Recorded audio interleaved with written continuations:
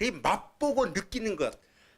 그래서 사실 사람이 살아있다는 것의 가장 중요한 것은 내용면에 딱 두가, 이 철학에서도 이야기하고 현대 뇌과학에서도 모든 전문가가 머리 싸매고 연구하는 거지만 여전히 풀리지 않는 문제가 두 가지가 있어요. 하나는 뭐냐 하면은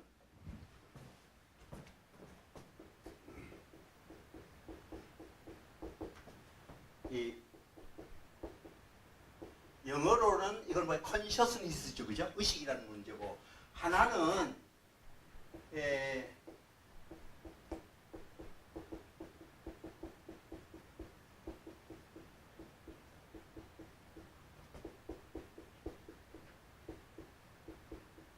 이걸 퀄리아라고 그래요. 이 두 번째가 이게 제가 지금 즉하고 관계가 있어요. 이게 뭐냐면 이게 철학자들이, 현대 과학자들이 머리 아프게 싸매도 이게 왜 일어나는지 이해가 안 된다는 거예요. 컨셔스는 의식하는 거. 의식이 왜 일어나지? 우리에게 왜 의식이 있지? 이거 하고, 여러분 제 말을 지금 하면 듣잖아요. 듣고 아이씨 되게 어렵네, 골치 아프네, 뭔 소리 하노, 이런 게 느끼잖아요. 아니면 여러분이 어떤 얘기하면 차갑다, 뜨겁다, 아프다 이런 느낌이잖아요. 느낌. 그 느낌, 요 감각질이 그런 거예요. 요거는 개인만 느껴요. 요거는 이전도 안 되고 말로도 표현 안 돼요. 우리가 살아있다라는 거는 모두가 뭔가 자극이 오면은 여기 뭐 맵다, 아프다, 차다, 요거 어떻게 말로는 차다 하지만 실제로 감각으로 콜리아, 실제로 그 느끼는 내적 경험은 이거 남하고 비교도 안 돼요. 비교할 방법도 없어요. 사진 찍을 수도 없고 이게 기술할 수도 없고 모두가 다 갖고 있어요. 이게. 그 인간에게 왜 이게 일어나지? 이거 설명하니라고요. 철학자들은 마음 안에서 일어나니까 이게 언어는 이미 껍데기만 얘기하고 실제 느끼는 내적 경험, 요걸 뭐라고 하면 영어로 raw feel이라고 그래요. 생생한 느낌. 속에서 지만 느끼는 생생한 느낌. 요게 삶의 내용이에요. 요게 왜 일어나지? 이게 뭐 철학자들이 이걸 연구하려고 사고 실험을 엄청나게 많이 해요. 그거 하면 머리가 없어요. 근데 철학자들은, 저도 뭐 철학하지만 말로 하고 언어로 개념으로 하고 하니까 한계가 있어요.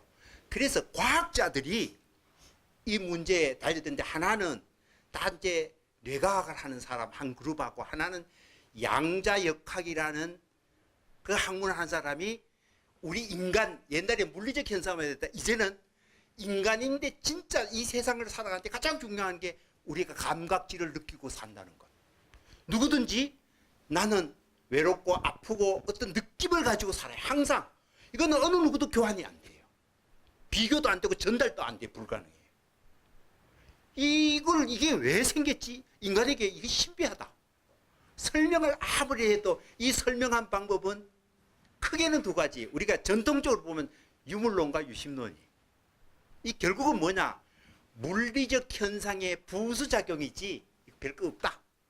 결국 진짜는 물리적 작용이다. 피지컬. 생명체도 육체도 물리적 작용이에요. 그러니까 그래도 설명 안 되는 게 너무나 자꾸 나타나는 거예요. 그래서 이제 우리 세계에서 가장 아주 뛰어난 탁월한 뇌과학자가 인도 출신의 미국 한데 그 라마 찬드라는 사람이 두뇌 실험실이라는 쪽에서 이 감각질 문제를, 이 사람은 이건 물리적 현상으로 설명 안 된다는 거예요. 도저히. 별다르다는 거예요. 그러니까 요게 감각질을 느끼는 한 요거는 의식하고도 물론 연결이 되어 있어요. 그 다음에 요거는 나, 자라는 셀프 개념하고도 연결되어 있어요. 근데 요거 없어지면 우리는 뭐 안 돼요.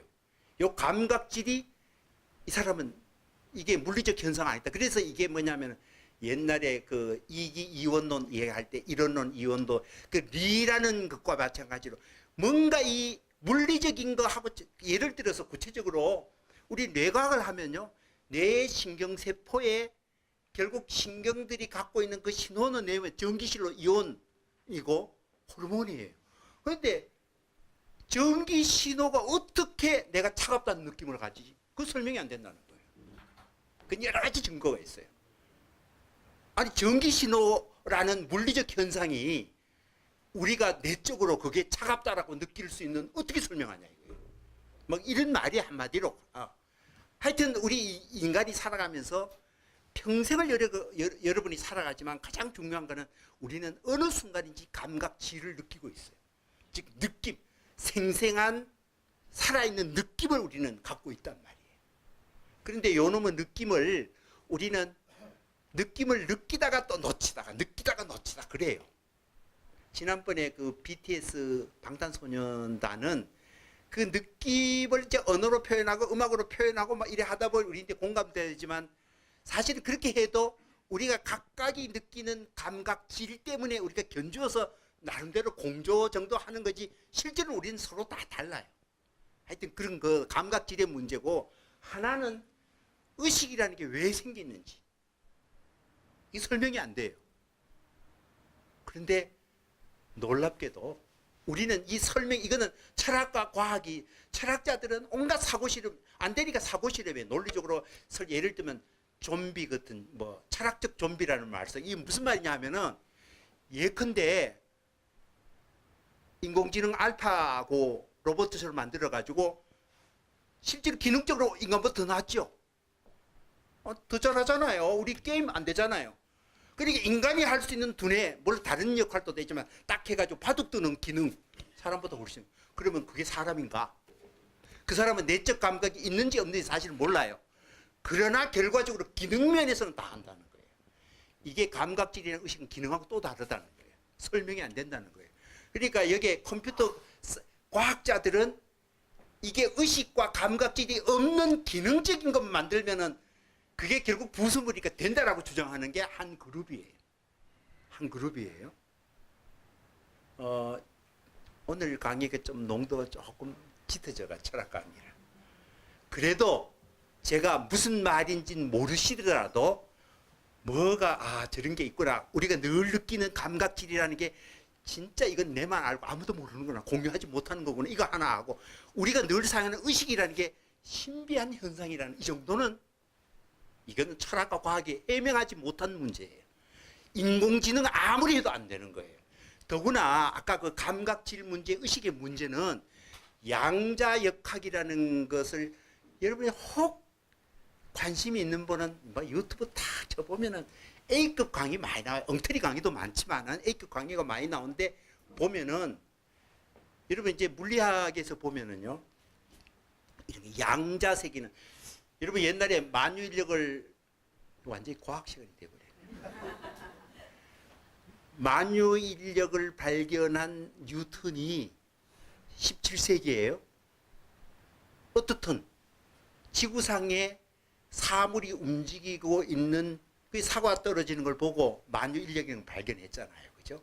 그런데 지구 위에 모든 물질은 서로 땡기면서 그 일정한 수학적 형식으로 딱 그 연결이 이 형식으로 표현해가지고 기술이 된단 말이에요. 수학적 형식으로.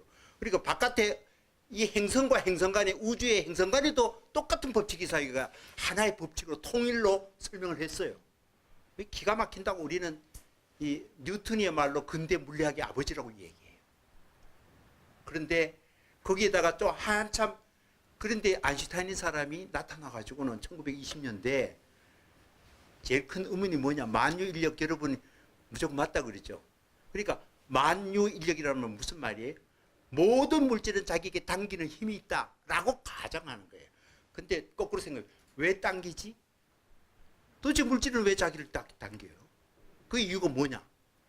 근데 거기에 의문이 안 있어요. 그 현상은 뭐 그렇게 하더라 이거 있는데 아인슈타인이 우연한 기회에 그게 모든 물질을 자기에게 당기는 힘이 아니라는 걸 발견했죠. 그게 중력이라는 거예요. 중력이라는 거는 시간과 공간이 분리된 게 아니고 얽혀 있어서 그것이 이게 공간이 휘어져요. 시공간이. 휘어질 때 그 휘어지는 것 때문에 도는 거예요. 땡겨서 도는 거라는 개념. 그러니까 우리가 경험적 시간에는 그게 설명했는데 본질적으로는 컨셉이 하고 다른 거예요. 그러니까 아인슈타인이 거기다가 맥스웰이라는 사람이 전기와 자기라는 법칙도 수학적으로 기술을 기가 막히게 했어요. 그러니까 이게 아인슈타인이 평생에 이 두 가지 힘을 통일시키려고 애를 썼어요. 그런데 그 아인슈타인이 30년대 오면은 세계 젊은 물리학이 또 다른 우주에, 그러니까 중력이 있고 말하자면 만유인력이 있는 거예요. 그 중력하고 전자기력, 만유인력이 중력이시니까 그 중력이라는 우주에 작용하는 힘하고 그 다음에 전자기라는 두 가지 힘인데 그거하고 전혀 그거하고 안 통하는 문제, 그게 뭐냐, 원자 세계 내부에서 일어나는 사건이에요. 전자와 원자핵 중성자 간에 작용하는 그보다 더 작은 입자들이한테 그걸 나중에 뭐냐면은 그걸 뭐냐면 퀀텀이라고 그래요. 이게 양자역학. 그러니까 미시 세계에서 하는 그 미시한 존재들이 상호작용하는 게 지금까지 여러분 과학하는 사람은 뭐냐, 우주라는 거는 나는 우주가 어떻게 돌아가는지 모르지만 하나의 법칙에서 일사불란하게 빈틈없이 체계적으로 착착착착 법칙적으로 돌아간다. 그리고 그것은 수학적 형식으로 간단하게 서술될 수 있다. 이런 믿음이 있잖아요. 그 양자역학에서 그게 다 깨졌어요. 그거 이제 간단하게 얘기하면 미시 세계는 예측이 불가능해. 그러니까 어떻게 들어오는지 아무도 모른다는 거예요. 그러니까 거기서 뭐냐면 확률만 존재해요. 이럴 가능성이 있다라는 거지 법칙적으로 적용할 한 개도 없어요. 그거예요. 그러니까 이렇게 기대된다, 이럴 가능성이 있다라는 게 양자역학의 세계관이에요. 그리고 더 웃기는 게 이게 수학적 형식으로 기술될 수 없다라는 거는 유명한 그 괴벨이라는 사람이 수학적 형식으로 그 증명을 해요. 우리가 전혀 모르는, 그러니까 우주의 밑바닥에 진짜 세계에 들어가면 세계는 결국 양자들이 결합체로 됐거든요. 그런 세계는 우리가 수학적 깔끔한 형식, 보편적 법칙, 예측 불가능해요. 이상한 현상이 막 일어나는 거예요. 그러니까 아인슈타인이 화가 나가지고 뭐라 그러냐면은 신은 주사위를 던지지 않는다고 그래요. 장난치지 않는다. 예측되지 않는 그런 거는 우주에 존재하지 않는다 그러는데 아인슈타인이 틀렸어요. 그거는. 양자역학이 대세예요. 오늘날 그래서 물리적 우주 세계를 이야기하면은 양자역학적 관점에서 세계를 바라봐요. 이제 아까 말하자면 감각질과 의식의 문제를 어떻게 했었냐, 그 세계관을 통해서 인간의 의식과 인간의 감각질을 설명하려고 해요. 그런 계열이 하나 있고 아까 뇌과학의 입장에서 설명하려고 해요. 대체로 우리가 기계적으로 물질의 구성이 기계적으로 수학적으로 합리성에 의해서 보편적으로 통일하고 기계적으로 예측될 수 있는 우리의 믿음이 근대과학의 이제까지 우리의 소학과 물리학의 세계의 신념이죠. 아인슈타인까지도 그렇게 했으니까. 그런데 세계관은 그렇게 달라졌다 이 말이에요. 그래서 그거를 우리 의식을 설명하는데 지금 사용하고 있어요. 그런데 아직은 미지의 영역이에요. 제가 이런 말을 하는 거는 뭐 양자역학이 한두 사람의 아이디어 차원에 되는 게 아니고 이게 실제로 물리학의 대세예요. 다수의 물리학이. 그거는 우리가 학교 다니면서 근대 물리학에 훈련받고 수학적 법칙성에 너무 훈련받은 하면 그 의식이 들어오면 뭔지 골치 아파 난 이해하지 않으려고 그래요. 거의 짜증 수준으로 해요. 그러니까 우리가 지금 사고가 그렇게 경직되어 있어요. 그런데 이 문제를 그 퀀텀 티오리, 그 양자 역학을 여기에 지금 마음의 의식이 적용돼 가지고 설명이 되는지 어떤지 모르지만 다 이런 걸 저는 제가 이 얘기하는 까닭은 우리가 생각하듯이 우리가 물질 존재로서 뉴턴식 또는 수학적 정교함에 의해서 기술될 수 있고 법칙적으로 작용할 수 있는 존재로 설명될 수 없다는 그런 존재예요. 제가 그걸 설명하기 위해서 좀 먼 길을 돌아왔어요. 자, 어떻든 우리가 과학을 이해를 하든 못하든 분명한 거는 매일매일 살아가는 우리 현실은 우리는 의식을 하고 있고 감각치를 매일 경험하고 있어요. 그렇잖아요. 그죠? 이게 이제 우리가 살아가는 현실이에요. 그런데 여기에서 제가 말씀드린 건 아직도 이런 뇌과학이나 또는 양자역학에서 건드리지 않는 문제들이 있어요. 그게 아까 이야기하면 견해 문제예요. 즉의 문제는 어느 정도 지금 그건 좀 설명하려고 많은 거였어요. 이게 느낌의 문제. 그래서 설명이 스마트하게 깔끔하게 아주 이론적으로는 안 돼도 그 접근하려고 그래요. 그런데 의식의 문제를 얘기해서 내가 마음을 부리고 있으면서 마음을 다시 전체적으로 관망할 수 있다는 문제에 대해서는 심각하게 그냥 의식 자체를 얘기하지, 의식의 이렇게 이원, 의식의 말하자면 초월적 자기 관찰, 이 능력에 대해서는 부분적으로 얘기하지만 본격적으로 안 다뤄요. 그런데 우리 이제 선불교에서는 어떻게 했냐? 우리는 경험적으로 내가 생각하고 있으면서 생각을 리뷰할 수 있다는 거예요. 그래서 조정할 수 있다는 거예요. 그게 우리 마음관리법에서 굉장히 중요하죠.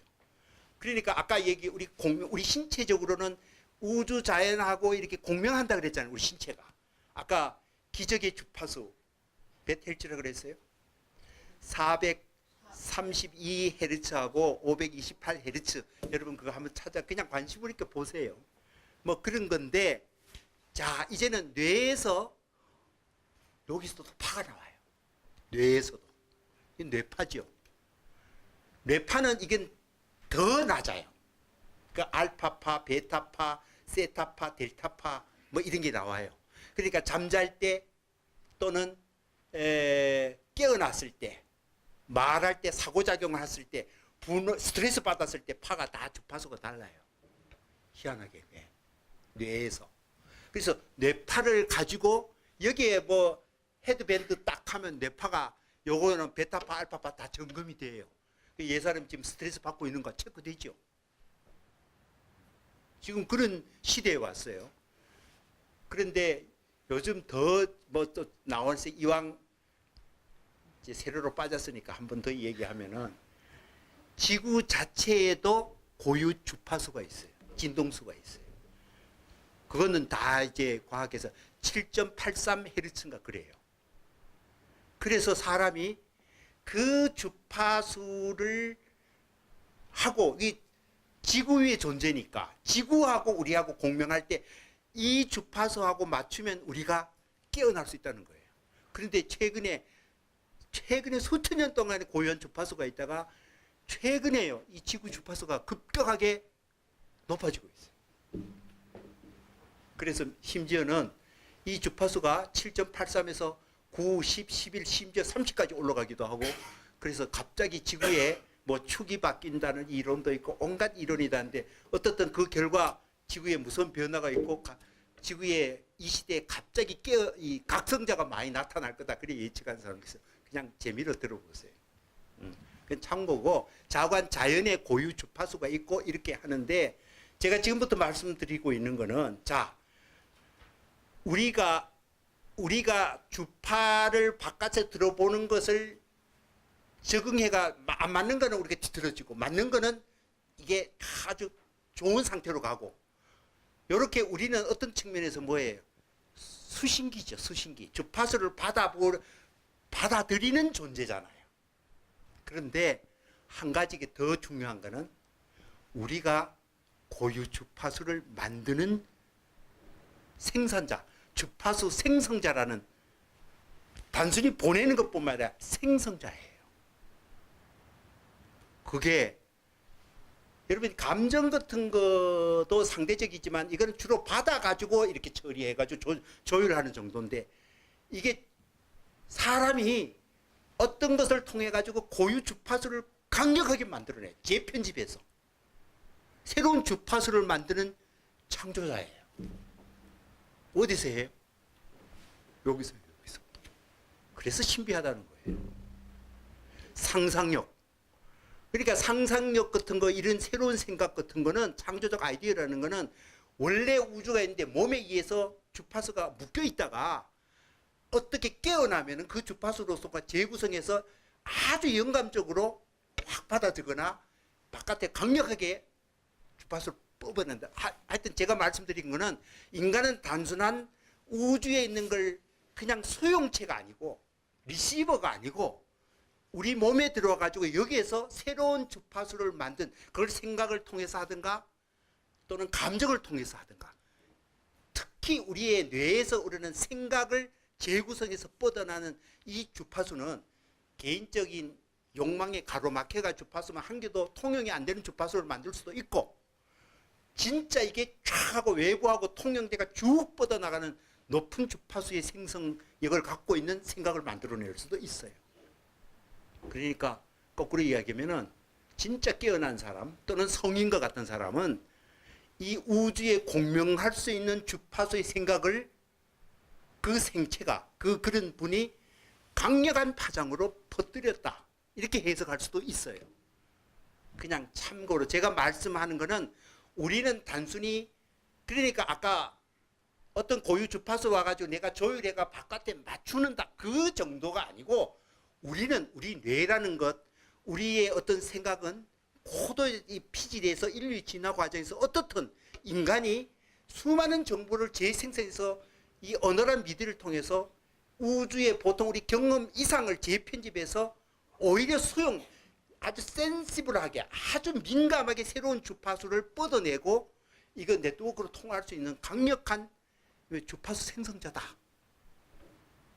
그런 거고, 아까 감각질은 뭐예요? 그거는 인터프리테이터예요. 해석자예요. 우리가 해석기도 되고 수신자도 되고 멋진 생각을 주파수를 뻗어내는 존재이기도 한 게 인간이에요. 다만 우리 인간이 있는 주파수를 조율하는 것뿐만 아니라, 그게 맞기도 하고 안 맞는데, 이게 내 생각과 감정이 상대인데 강력하게 진동을 주고 울림을 줄 수 있는 거는 우리 네트워크 속에서 어울리는 주파수를 뿌릴 때고, 자기 혼자의 욕망이나 혼자 이기적으로 잘못된 판단에서 혼자 어긋나는 주파수를 계속 만들어 봐야 전혀 영향하고, 가까이 있는 사람 오히려 속에 뒤집어 버리고 자기도 뒤집어 버리고 그럴 수도 있는 거예요.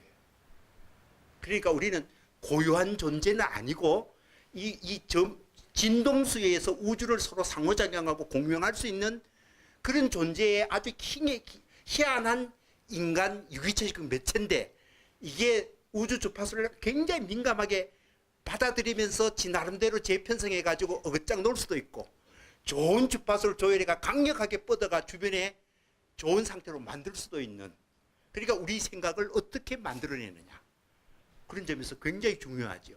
그러나 현대 과학은 아주 미세한 부분에서 과학적 실험을 통해서 이렇게 테스트하고 증명하려고 그러는데, 우리는 그렇게 뭐 유능한 사람도 아니고 그런 상황은 아니지만, 현실에 살아간 우리는 그런 상상력과 생각과 좋은 생각, 전통적 가치와 전통적 철학 속에서 수많은 인류가 경험한 속에서 그런 노력을 해왔다는 건 우리는 충분히 알 수 있어요. 그것을 오늘날에 되새겨 가지고 잘 유용하기만 한다면은 우리가 살아가는 방법이라는 게 그렇게 색다른 게 아니다.